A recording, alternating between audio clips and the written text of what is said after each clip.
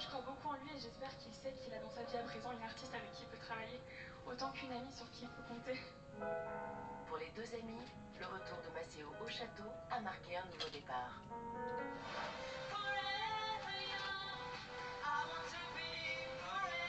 Et grâce au destin lié, ils ont uni leurs forces et pour la première fois, ils ont laissé de côté leurs incertitudes. J'ai trouvé ça super pro en 12 heures d'entraînement à part dans la chanson. Oh, moi j'étais au spectacle, waouh, super.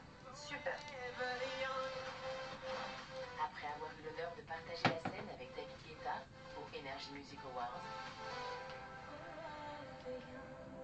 les académiciens poursuivent sur leur lancée et vont donner toute leur énergie aux côtés d'Attic. On est tellement heureux. Ouais.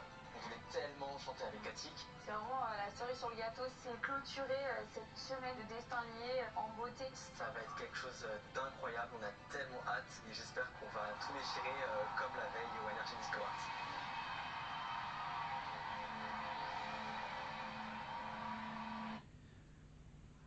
Ok, maintenant que j'ai mis l'enceinte juste à côté de moi, donc du coup, je peux évidemment baisser le son parce que je suis juste à côté de l'enceinte, donc hop, voilà.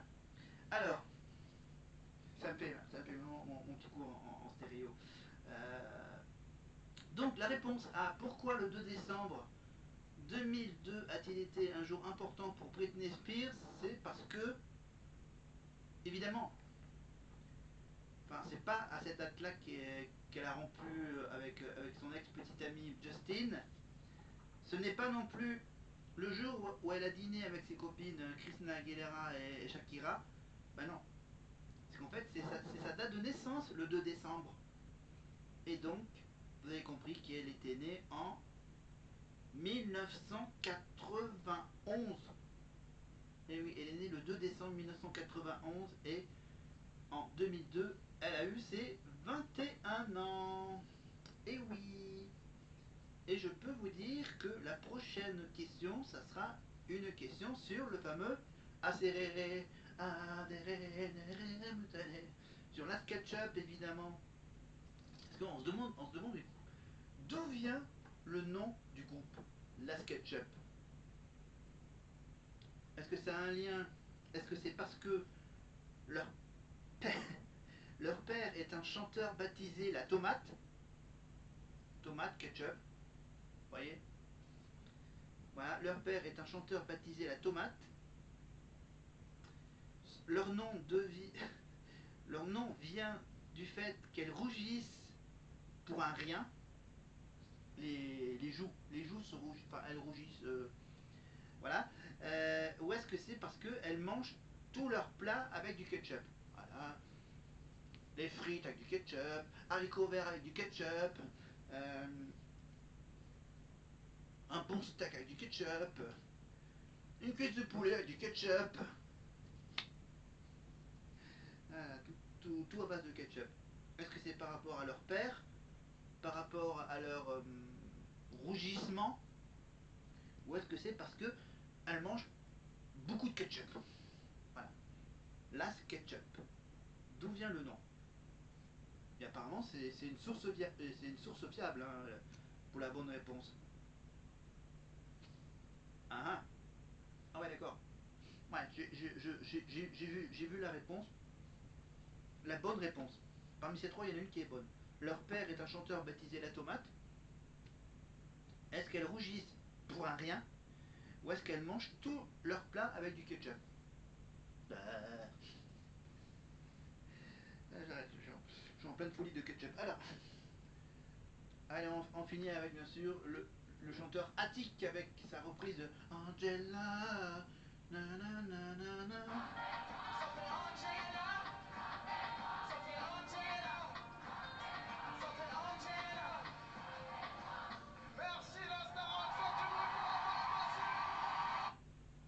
Et bah tiens, on va passer de Angela à Olivia. Évidemment, Olivia Ruiz, le livre La diva aux pieds nus d'Erwan Schubert aux éditions des Étoiles. Voilà, un peu le début ok. Et pour choisir une page, j'ai ma petite sphère, vous la voyez juste à peine ici, à côté de moi. Je la fais tourner. La petite bille, j'ai entreaperçu le chiffre. Le chiffre, c'est le chiffre 78. 78, alors je vérifie si j'en ai pas eu d'autres. Non, c'est juste que l'autre, je l'avais remis dans la sphère la dernière fois. Donc je mets ça, hop, pour pas que ça tombe. Oui, le livre, la page donc, la page 78, si je l'ai en mémoire. C'est ça, 78 ou 87. Page 78 déjà. Page 78. Alors, 78.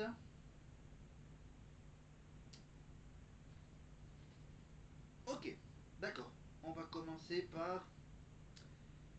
Alors Attends, je réfléchis. Je réfléchis. Je réfléchis parce que je viens juste de voir qu'il y a une connexion avec Pierre Garnier. Voilà, une petite connexion en FaceTime avec Pierre Garnier. Donc on va juste, hop là, rebobiner le début de cette surprise. Connecté, juste pour lui dire qu'on est hyper fiers de elle. Voilà. Salut Pierre. Bonsoir Nico, bonsoir tout le monde. C'était par rapport au premier NMA pour Pierre Garnier en tant que révélation francophone, révélation masculine française de l'année. Je suis trop content, je suis trop fier d'eux, ils font une saison formidable pour l'instant et Maceo et Emma ont géré hier, donc franchement bravo, bravo. Cool. Vous avez 2 trophées dans vos valises, vous êtes parti très tôt j'imagine. Ah oui, apparemment il a aussi le trophée de la chanson de l'année pour ce qu'on était. Là je suis rentré chez moi. Vous allez vous Un peu poser. de pause avant de repartir. Vous êtes d'accord. Vous regardez la Star, j'imagine. Bien sûr, c'est sur ma télé juste à côté. Ouais. Salut Pierre, on est hyper fiers, bonne soirée, merci de vous être connectés. Merci, salut, merci. Et on pense aussi à Léna qui a fait un carton, et puis tous ceux qui étaient présents, bravo, à Léni que j'ai croisé, c'est super. On est fiers de vous, bonne route, continuez bien.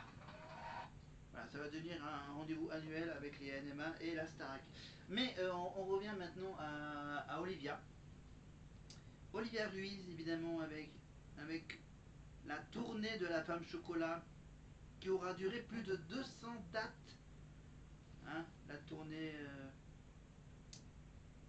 de la femme chocolat d'Olivia Ruiz est hors de question qu'Olivia s'en lasse.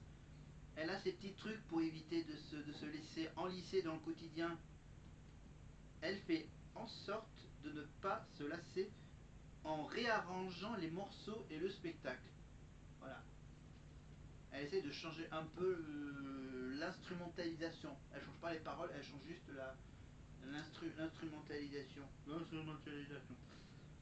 En septembre, après que Je traîne des pieds a connu une superbe carrière, c'est au tour de sa fameuse chanson La femme chocolat de sortir en single. Valérie Pearson, c'est ça, Valérie Pearson, une jeune réalisatrice à l'univers très ludique, réalisera le clip de La femme chocolat, dont le scénario est écrit par Olivia elle-même. Évidemment, au même moment, c'est en Amérique du Sud que la chanteuse poursuit sa tournée. Et oui, c'est que elle est connue en Amérique du Sud. Et oui, par rapport à ses origines un peu espagnoles. Voilà. Pour l'occasion, son père lui traduira plusieurs de ses chansons en espagnol. Bah oui, bah, pour plaire à l'Amérique du Sud, bien sûr, elle va pas chanter tout en français, évidemment. Il faut qu'elle chante un peu quelques chansons en espagnol. Durant son séjour, elle en profitera pour rencontrer les cousins du Chili. Eh oui, la famille Ruiz. Il y a des cousinades en Amérique du Sud, au Chili plus précisément. C'était comme s'ils avaient vécu la même vie que les Ruiz en France. Et alors qu'Olivia s'envole là-bas avec son tout nouveau staff, avec tout son staff, pardon, son album atteint enfin la première place du sacro-saint top 50. Quasi un an après sa sortie. Bravo. En plus d'avoir su convaincre les plus grands de la scène alternative de collaborer avec elle, elle voit le très sérieux journaliste et mélomane reconnu David Varro lui consacrer un reportage fort intéressant pour France 5. Oliva Ruiz, star activiste. David Varro lancera en compagnie de Patrice Bardot, Serge, un nouveau bimestriel qui se veut sexy, chic et populaire. Voilà, juste une petite anecdote par rapport aux origines chiliennes de la famille d'Oliva Ruiz. Voilà, les cousins du Chili en Amérique du Sud, évidemment, et la tournée de sa chanson La Femme Chocolat, après la chanson où elle traîne les pieds. Et on revient maintenant avec Franck et Julie pour ça.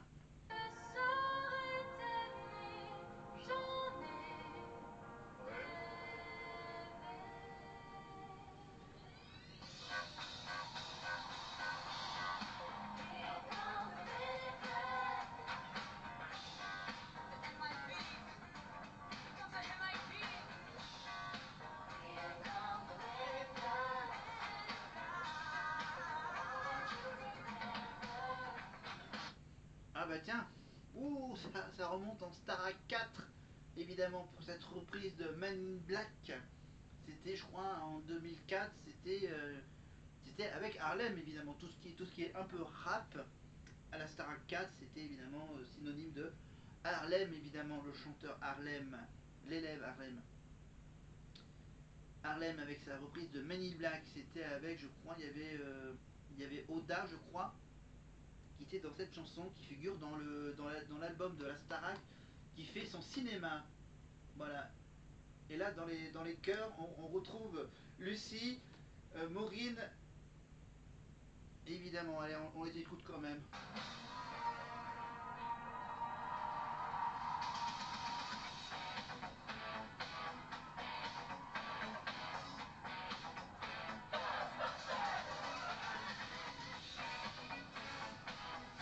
Évidemment, c'est un medley spécial Halloween, évidemment. C'était bien sûr à l'époque d'Halloween, avec les chasseurs de fantômes, les Ghostbusters, avec Charles, et Noah. Voilà. On écoute la célèbre chanson de Ray Parker Jr. Qui c'est qu'on appelle SOS Fantôme.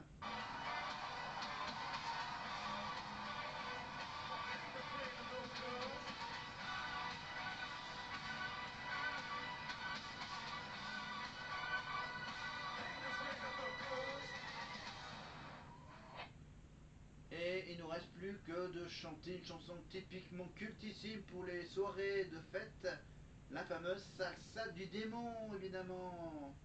Non, pardon, oui, pardon, c'est pas la salsa du démon, c'est carrément une route pour aller à l'enfer. Highway to Hell avec Marguerite et Bonnie.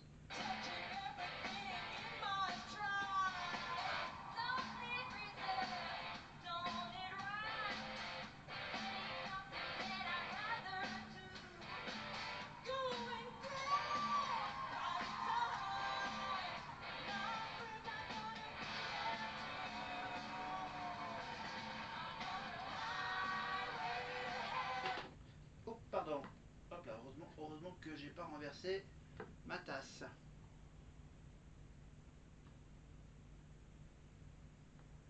Un peu de calme, ça fait du bien. Allez.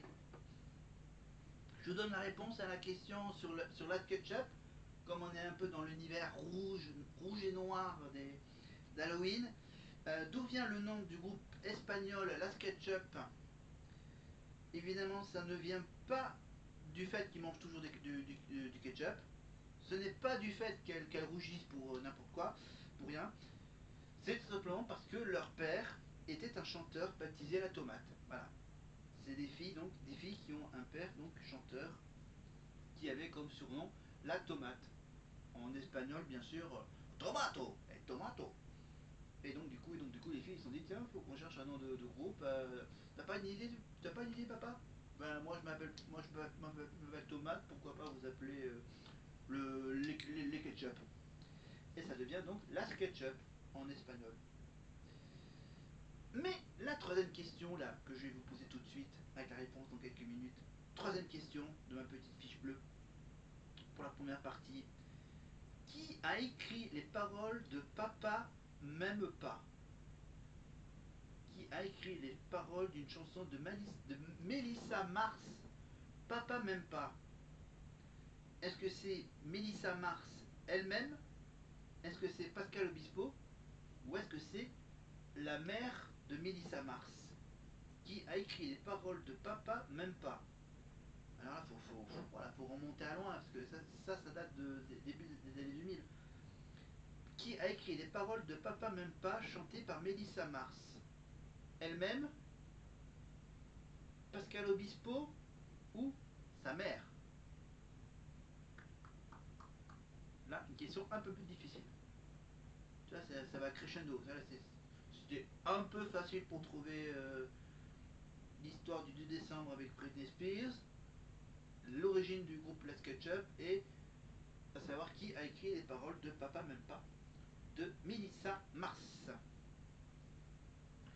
Alors, ok. Pendant que d'autres s'amusent à deviner les photos d'Halloween des camarades de la Starac, eh ben, je vais donc préparer, comme elle a parlé maintenant d'Olivia, on va parler du garçon, évidemment de Grégory, avec donc une page du livre de Laurence Lemarchal, Sous ton regard, le combat de Grégory continue.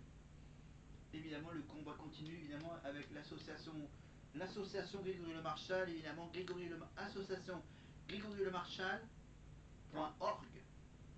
Voilà, association-grégorylemarchal.org. Patrick Fiori et Nicole, bien sûr, font partie des parrains de cette association. Voilà. Mais on va passer tout de suite à la page.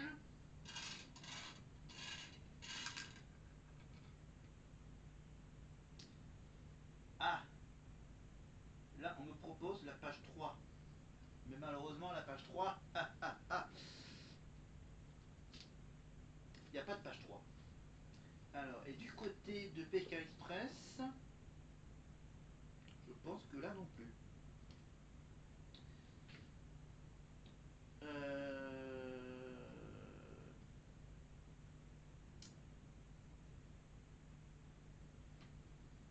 Ok.